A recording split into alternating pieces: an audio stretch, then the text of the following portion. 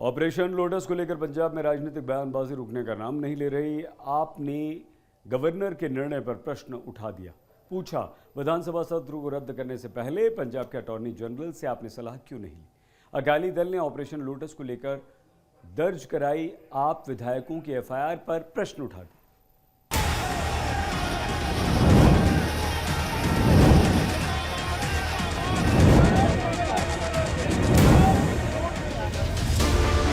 रोजगार, बिजली, पानी, प्रदूषण, किसान, मुआवजा, खाली खजाना, अवैध खनन, अग्निपथ योजना और निवेश ऐसे तमाम मुद्दे हैं जिनको हल करना सरकार की पहली प्राथमिकता होनी चाहिए। लेकिन मान सरकार इन तमाम मुद्दों को दरकिनार कर रही है और इसकी वजह सिर्फ एक है, operation lotus. Bharatiya Janata party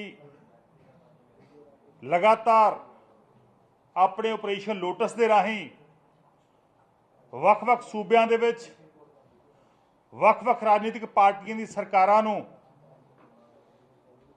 ਪੈਸੇ ਦੇ ਰਾਹੀਂ, ਈਡੀ ਦੇ ਰਾਹੀਂ, ਸੀਬੀਆਈ ਦੇ ਰਾਹੀਂ ਲਗਾਤਾਰ ਤੋੜਨ ਦਾ ਯਤਨ ਕਰ ਰਹੀ ਆ।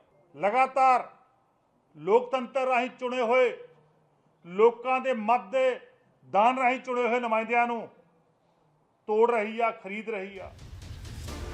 ऑपरेशन लोटस के मुद्दे पर पंजाब में सियासी घमासान मचा है।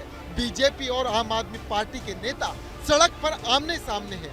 आम आदमी पार्टी का आरोप है कि गवर्नर और बीजेपी नेता की मिलीभगत के चलते विधानसभा का विशेष सत्र साजिश के तहत रद्द कर दिया गया, जबकि बीजेपी और दूसरे विपक्षी दलों का आरोप है जब विपक्ष को नहीं लग रहा कि सरकार अल्पमत में है और विश्वास मत साबित करना चाहिए, तो फिर करोड़ों रुपए खर्च करके विशेष सत्र क्यों बुलाया जा रहा है। क्या सरकार को सत्र सिर्फ इसलिए बुलाना है कि शक्ति प्रदर्शन करना है और अपनी ताकत दिखानी है। देखो, अगर जो इन्होंने इजलास बुलाया, हम तो पहले ही कहते थे कि जिस मकसद के लिए आपने इजलास बुलाया है वो पहला मकसद तो उसका पर्पस ही कुछ नहीं था। पंजाब की बेहतरी के लिए आप सेशन बुलाएं, हम सपोर्ट करेंगे। आप मुझे डबल फेस्ड झूठ बोलना, परसेप्शन बिल्ड करनी, लोगों का मूर्ख बनाना अनफॉर्चुनेट है कि जिस वोटर ने आपको इस पोजीशन पर पहुंचाया, आपने मीडिया को गैग करना, सारी मीडिया खरीदने की कोशिश करनी। 750 करोड़ रुपया जहर खाने के तो पैसे नहीं, 750 करोड़ रुपया आपने आप अपने पब्लिक रिलेशंस डिपार्टमेंट के लिए रख लिया। पेड एड्स निकल रही हैं, पुरानी बासी खबरें जिनमें किसी का कोई इंटरेस्ट नहीं है, वो एक एक पेज की आप रोज छापते हो। और दूसरी बात है कि विरोधी जो हैं उनका बयान नहीं छपना चाहिए। तो ये केवल और केवल केजरीवाल साहब को खुश करने के लिए, क्योंकि लोकतंत्र की ये दुहाई जरूर देते हैं, संविधान की भी दुहाई देते हैं, नियमों की भी दुहाई देते हैं, लेकिन कभी भी ये संविधान को नहीं मानते, लोकतंत्र को नहीं मानते, कानून को नहीं मानते।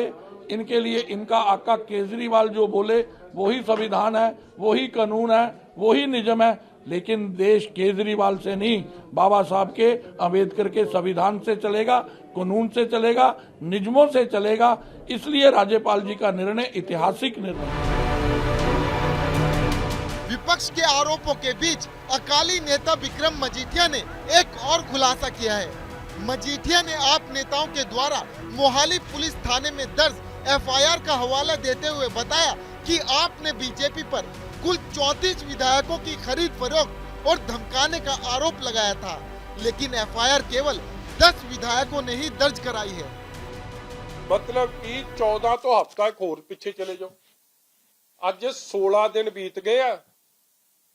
16 दिनां च एडी वड्डी ते एडी ग्रेव एलीगेशन होवे, लोकतंत्र नूं खतरा होवे, डेमोक्रेसी खतरे च होवे, लोकां दे मैंडेट दा खलवाड़ कीता जा रहा होवे, ते इहदे दो सिੱਟੇ निकलदे आ कि जां तां एफआईआर च दम नहीं, जां आम आदमी पार्टी थल्ले जो लॉ एंड ऑर्डर दा रौला पैंदा कि काम खराब हो गया, इन्हां दे पुलिस वालियां च दम नहीं रह गया कि ये सच सामने लिया सकन।